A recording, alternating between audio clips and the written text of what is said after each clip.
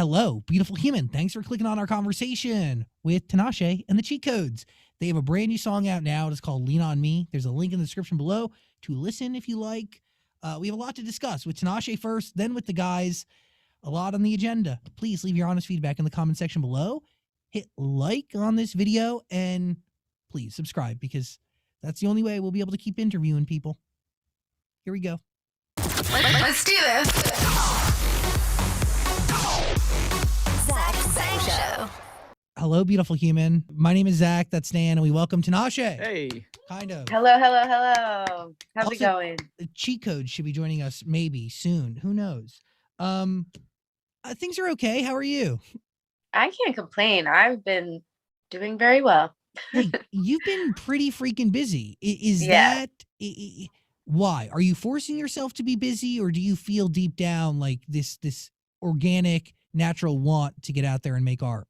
I personally love being busy. I love working and making new things and collaborating and doing shows and performing. And so this last year, the adjustment of not being able to do as many shows or even just be as active as I have been in the past was a big transition. So I'm excited to finally be able to be busy again. You have the record Lean On Me, which Yes. it is not a take on the original Lean On Me. It is It isn't. a fresh version, but you also released an amazing cover of I'm Every Woman. You also have another record, Love Line, right? Yep. You I've have been doing a lot. You've been busy. So are you writing during quarantine and then emerging with stuff ready to share? Or how do these collaborations happen, like with the Cheat Codes? Yeah, for me, quarantine was the perfect time to take it upon myself to dig deeper into the creative process, to kind of take it farther with art, to be able to do some more experimental stuff, to try some new things myself sonically, and to, of course, have more collaboration. I think artists were more down to collaborate because we were already sending things back and forth in the quarantine than maybe they were pre-quarantine, because everyone's really busy. It's hard to get people in the same studio or focused on the same thing. So collaborations were really easy over quarantine. Everyone was locked in. So for me, it was really fun to be able to do a few of those and to be able to make songs that are multiple genres. I never like to stick to one particular sound. I feel like as a human being and as an artist, I have a lot of range. So yeah, I think the quarantine was a great time to just become a better artist, better person. How does this record with the Cheat Codes kind of help showcase your range, and maybe not where you're going, or maybe it is where you're going? Yeah. I mean, I love this record with the Cheat Codes. I think it's really special because it really encompasses, I feel like, the energy that we want to bring post 2020. If we're all going through this kind of collective trauma, I guess, or this big change in our lives, whether it be just being locked down, dealing with coronavirus and the aftermath. I think a lot of us have felt some sense of heaviness over the course of this last year. A lot of us have really been kind of going through it in our own ways. So just acknowledging that, but at the same time trying to bring happiness. The song is really about being there for one another and friendship and love and togetherness. And I think that those are themes that we really want to celebrate this year. And we want everyone to continue that positive energy and that camaraderie and being able to rely on one another. So I think this song is really special. Are and you perfect timing. Are you getting the record when it's done, or are you getting production and writing to it? What is the process like? Every collaboration is different. With this song, I heard the chorus and the production already, and then I wrote my verse, and then the kind of duet part was created from there. So it was really kind of a step-by-step process, but they had the hook already, and so they already had the general theme. And I was like, oh yeah, that makes perfect sense. This is totally what I would like to sing about. So then the collaboration kind of goes from there. I think they sent it to my management, and it was just boom, bam, that simple. How freeing has it been in your career since you've gone independent? Would you have these same opportunities if you were still signed? Honestly, I think I've been able to be 20 times more collaborative now that I've been an independent artist. being with a major label is amazing because you're able to work with a lot of new people and get your budgets and all those things that major labels provide. But at the same time, I think it's a business. And so in order to kind of go through all of the big machine that a record label is, it's harder to get as many collaborations out or just as many records out. So since I've been independent, I've really been in control of every move that I make, and every release that I put out has been really fun and exciting. I love just dropping music and not like overthinking it. So being independent has been really great for that. Yeah, is I that love it. freeing or scary? The ability to drop music For whenever me, you it's been really liberating, and it's also kind of inspired me to be, I think, a better artist because there is more, I guess, focus and pressure on me. And I think I thrive under pressure. I love having all of the responsibility of my career be in my control.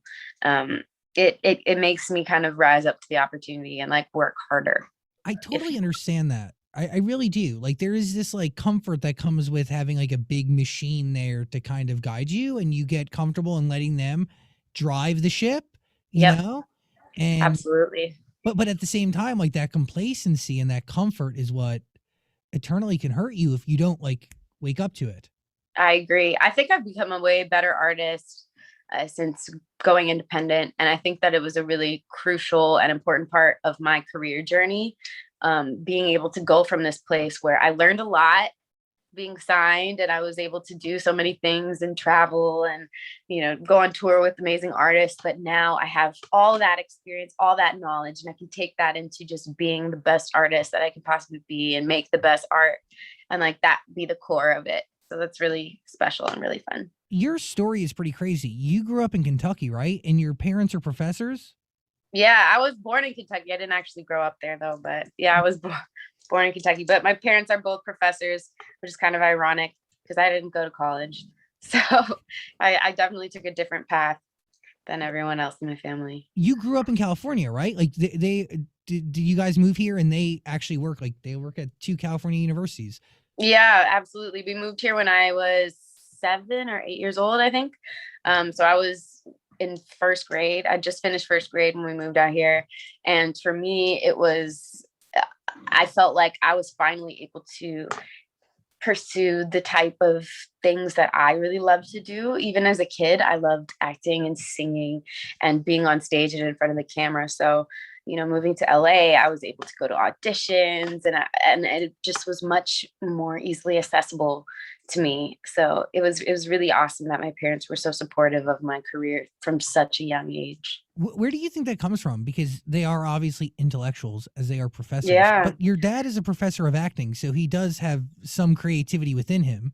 Totally. I mean, the theater professor in him, I think, understands the love of performing. So that first and foremost. But I think aside from that, I think I just give them really great credit for, I guess, following their intuition or just trusting that in me or it's hard to say what exactly gave them that the foresight or the trust to be able to allow me to pursue it from so young. But I'm very thankful that they were able to do that because Yeah, it changed my life. For the better. I mean, I give them a lot of credit because the truth is, they're professors, and everybody knows that if you are a professor at a college and you have a kid, you get a pretty dope discount on college education. And my two brothers they're in the college system. Like they're there now. They're using it. So they get to take advantage. Yes, absolutely. Isn't your brother doing music? Didn't you collab with him, or am I making that up? No, you did. My brother Tulani actually is making music under the stage name Quiet Child, which is what his name means. And it's really cool that he's able to make art as well, and we're able to do stuff together. Like that's just so fun. I love my family, so it's like perfect. And correct me if I'm wrong, your name means God, or we are God? It means God is with us. God is with us. In I'm sorry. Shona. Yeah, my dad's from Zimbabwe, so that's where we all get our names from. Correct me again if I'm wrong. Like you're first generation, right? Yep, I am. On my dad's side, my mom is American, but my dad has moved here when he was also 7 years old. So, wow. Yeah, pretty cool. That's pretty baller. And now he's It a is. professor. And now look at his daughter and his children. it's pretty cool just knowing how that generation has been able to the trajectory from my dad, yeah, coming over here with nothing, not even being a citizen, to now, all the things that we have. We're very lucky, so it's very exciting. He puts things into perspective, right? And it gives new meaning and definition to challenges. Absolutely, absolutely. And I think that having gratitude and being able to put life in perspective is always really amazing. And I think another thing why coronavirus, or I guess this last year, was important was because it really helped us all put life into perspective and really refocus on the things that are important. So yeah, So I feel good. what is important as we embark I guess we're midway through 2021. So what is Yeah. important that wasn't important last year? I think just an added sense of hope and excitement for the future. I think we're moving towards, light and energy and excitement, as opposed to this year of like uncertainty and not knowing what was going to happen. There was a lot of questions and uneasiness and anxiety. So I'm just excited that this new era of music, and hopefully when we get back to performing live shows, that's going to be so much fun. So I'm really looking forward to touring again and all those good things. Was Songs for You the first project you put out since you went independent? Yeah, it was. So how is that creating that kind of by yourself without the big machine behind you? I think I'm really proud of Songs for You. I think it's the perfect, and it encompasses exactly where I am in my life and in my career and my creative journey. So to be able to accomplish that sonically while I didn't have the major label machine, I think was a really amazing feat. And yeah, I'm really proud of that album. I was really sad I didn't get to tour it last year. So it's exciting to be able to hopefully play more of those songs this next coming year. It still feels really fresh to me. So that's good. So what goals have you set for yourself? You've obviously been signed to a major. You're now doing it on your own. Like, do the goals shift at all? Yeah, I think so. And I think what I think is important has shifted as well. I think when I first got into this industry, a lot of the goals were very based on things that are stats, like a number one album, a Grammy, signed to a major label, this, that, the third, collaborate with Boom Bam, Boom Bam. But I think that the longer that I've been in the industry, the more that you realize that you can kind of zoom out from those statistics, those numbers, and those specific accolades. And I think now the goal is more so to create the best art, or to be really inspirational to my peers, to show up on a lot of mood boards, to make something that I'm proud of in 10 years. Like, those things are really important now that I maybe wasn't considering To show up on before. a lot of mood boards. So you want to Oh inspire yeah. others. Yeah, oh yeah. I think that that's like the ultimate compliment when you hear or you see maybe something that you've done in other artists. That means that you're, an important part of the culture and the zeitgeist, and that's the ultimate compliment as a Uh, creative, I think.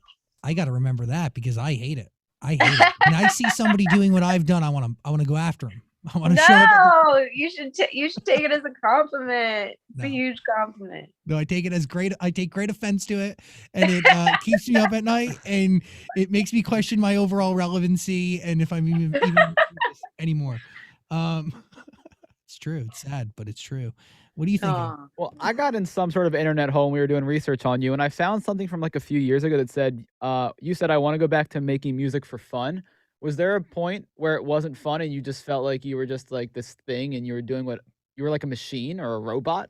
No, I don't think I ever felt like that, but I feel like it was the intention behind making music. Like I said, kind of just now, it was more so based on trying to chase like a hit, or trying to achieve like something that sounded like it could go on these playlists, or it could be on the radio, or so and so would like it, taking into consideration the fans, the media, all of those things, as opposed to just making whatever I wanted to make. So Mm. it's not that I ever felt like I was maybe doing something against my, that like I couldn't control. It wasn't out of control, but I do think that it was maybe a little bit misguided, like potentially for the wrong, not totally wrong reasons, but like some of the wrong reasons. You think that's why Two On was so successful? Was that just you? Nobody was saying anything about whispering in your ear, do this, do that? Yeah, I mean, we made it like in a garage, like on a Thursday night. Just happened to. It wasn't it wasn't a session that the label had set up. It wasn't something that we had all this pressure. At the time, I was doing a lot of sessions with like big name producers like Max Martin and like Stargate, and those guys are awesome. But this was just like, yeah, like me and my friends in like a garage, and that vibe is always magical. Like there's always just something really special about when you don't even try that hard and it just kind of falls together. Before we get to the guys of Cheat Codes who are waiting in the little Zoom waiting room, Oh, nice. what do you take with you from that session that you carry with you to other stuff? Because clearly, like, it wasn't glossy and it's beyond worked. Yeah, absolutely. I mean, I think what I've learned the most about having that hit, I guess, is that you can't ever really predict it. That some songs feel like they're going to be that again, and maybe it's not the case. And you can't put the pressure behind every song that it's going to have the same outcome.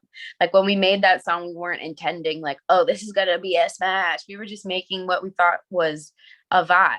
So I feel like having that intention when you're creating music, like this is just what we want to hear. This is a vibe that we're on. I think that's really important.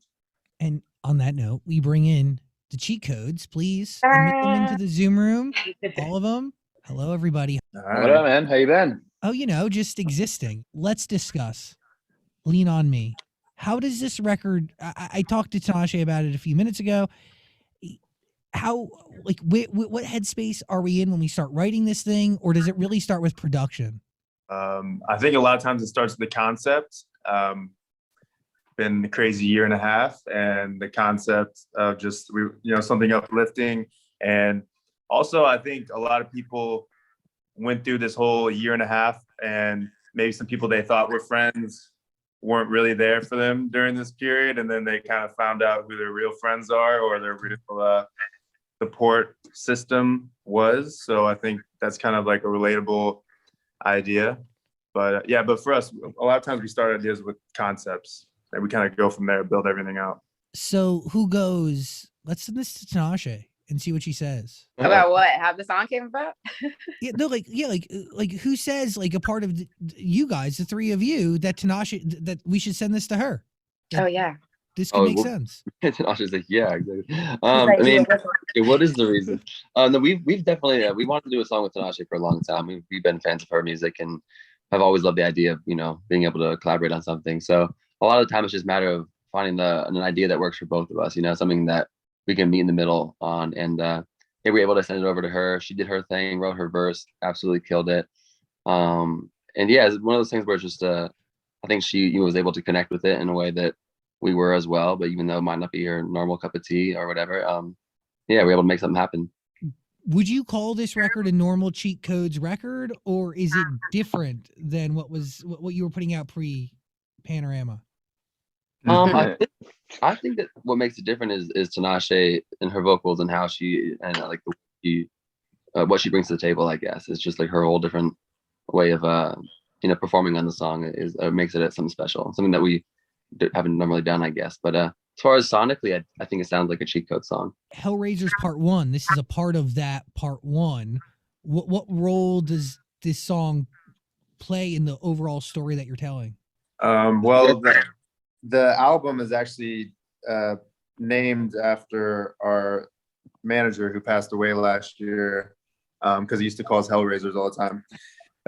Just because I think we annoyed a lot of people in the industry because we always wanted everything we wanted and we didn't want to budge on anything. So he always used to call us Hellraisers.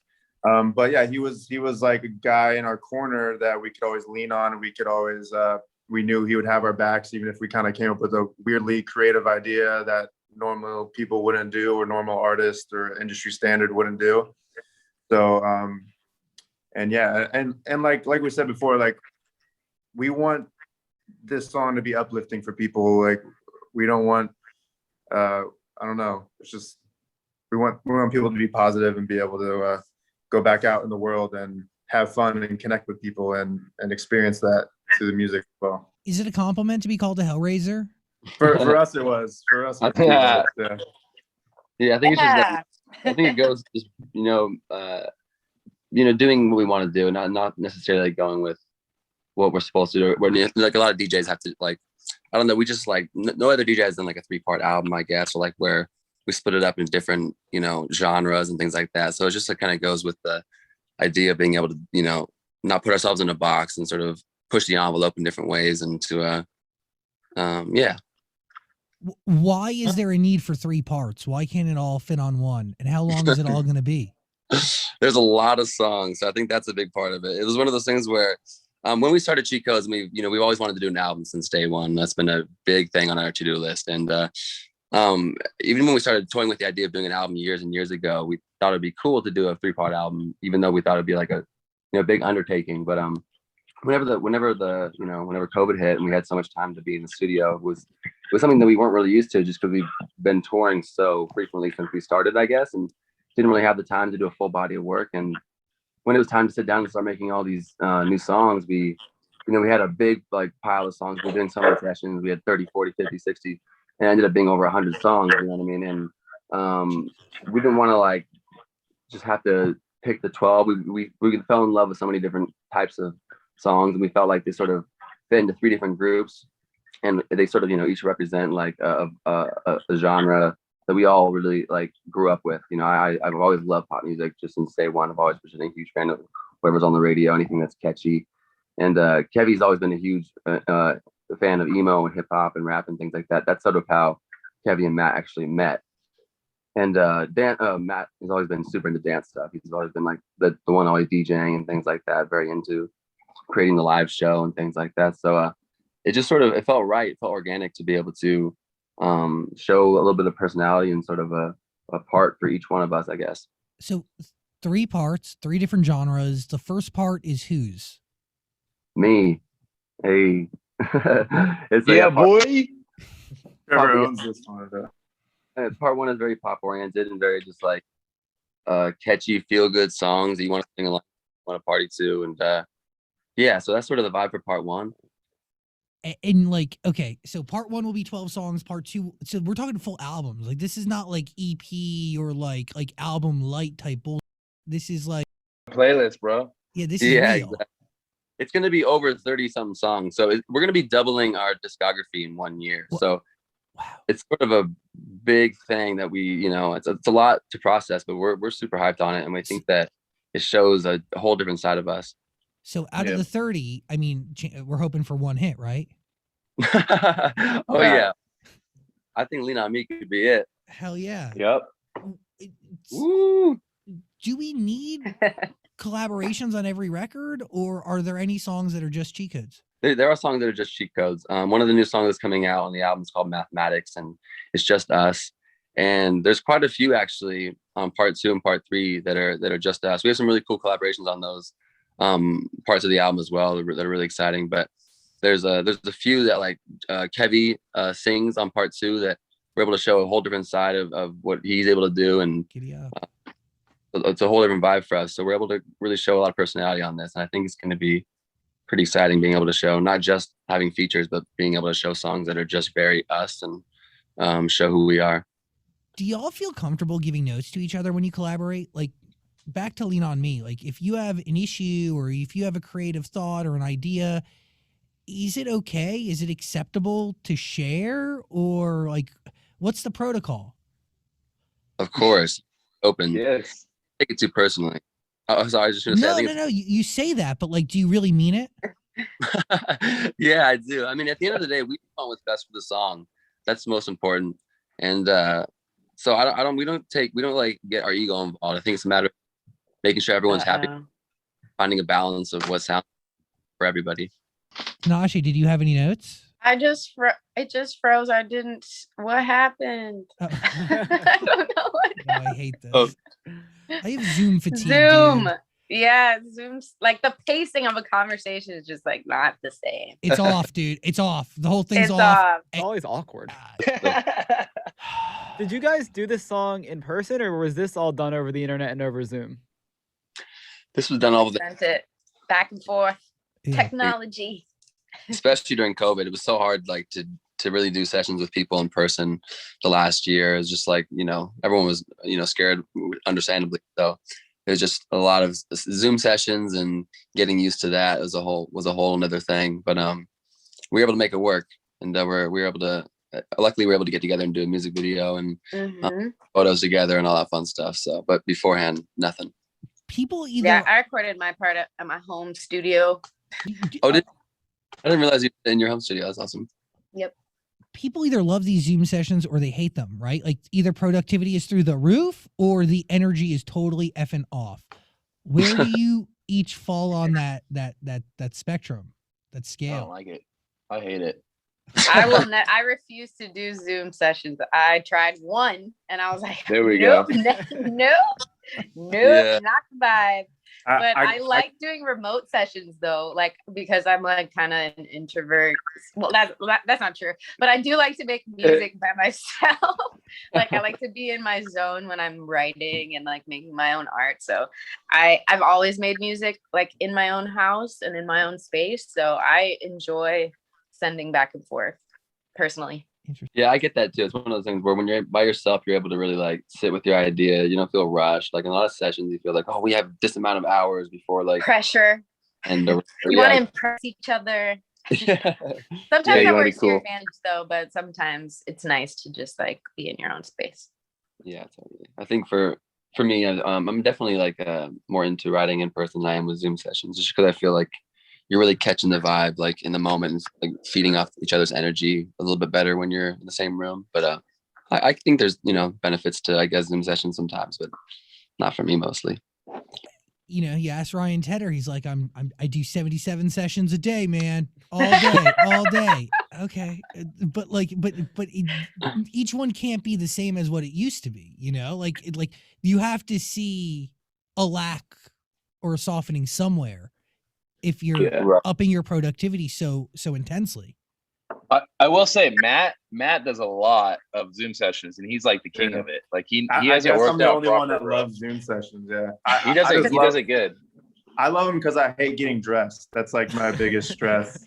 It's like I'm going to a He just session. stays I'm in his like, boxers. yeah. I'm like, what do I wear? I can just wear shorts or like my underwear or whatever. It's Basically. it's a waste. Yeah, of Matt was doing the lifestyle. most Zoom sessions for sure. Yeah, and it's kind of cool. It's kind of cool because I don't know. Say I make a beat or something, and then I'm with some writers, and they kind of write for a second, and then they like mute themselves, and while they're writing, I'm like adding to the beat, and then they send me some vocals, and then I send them some extra lyrics, and sometimes I feel like we can write a full song in like a couple hours, whereas like a normal session might be like 4 or 5 hours, because you can't have like two audio going on at the same time when you're in the same room. You get what I'm saying? I mean, you could wear headphones, I guess, but it's kind of distracting. You know what I mean? So the idea of like muting and then the breaks thing too. I feel like when you're in a session, you have like a 5-hour session, and then everybody wants to break halfway for like a 30-minute lunch that turns into an hour. You know what I mean? On Zoom, you're just like eating while you're working. Like you just walk to the fridge. It's like, I don't know. So I don't know. I had a lot of sessions that we wrote like a full song in like an hour and a half. And I was like, oh, wow. So I have the rest of my day to do whatever I want. Cool. Efficient, yes. Productive, yes. But will it contain the same energy as if you were doing it in the same room? TBD, right? Yeah. Right. Yeah, exactly. We'll see. We'll compare all the songs that were written on Zoom and written in person and see how they turn out. I think I just hate small talk too. So, when you're in a session with like people you don't know, and then you have small talk for like 30 minutes. Yeah. That's socially I love acceptable. this. I love the small I'm just talk. like, bro. let's just write a song, bro. Like, I don't really care. I like, not to be rude, but I don't really care about what's going on. I don't really know you that well. Oh You know what I'm my saying? gosh. Like Zoom, it doesn't linger as much, It's more like, hey, you guys got any ideas? Like, what's going on? Clearly, you set up a safe space to share and to open up your heart and your mind. Yeah, exactly. And really let it all out. Well, I mean, if it inspires a cool concept, but you know how it is. It's like, man, California lockdowns, am I right? And I'm like, yeah, okay, we talk about this every session. Do we get past this and start writing a song? So do you have dates set for all the other parts here or what? We're locking in dates right now. They're definitely, it's all going to be this year. So it's all within 2021. I think we'll space them out 3 months apart, or maybe like the last two will be just 2 months apart. I don't know. We're sorting it out, but we're getting really close. But everything begins with "Lean on Me." Why is this the song that is right to kick off this era? For me, I mean, it's just like it's my favorite song on the album. It just feels super super special.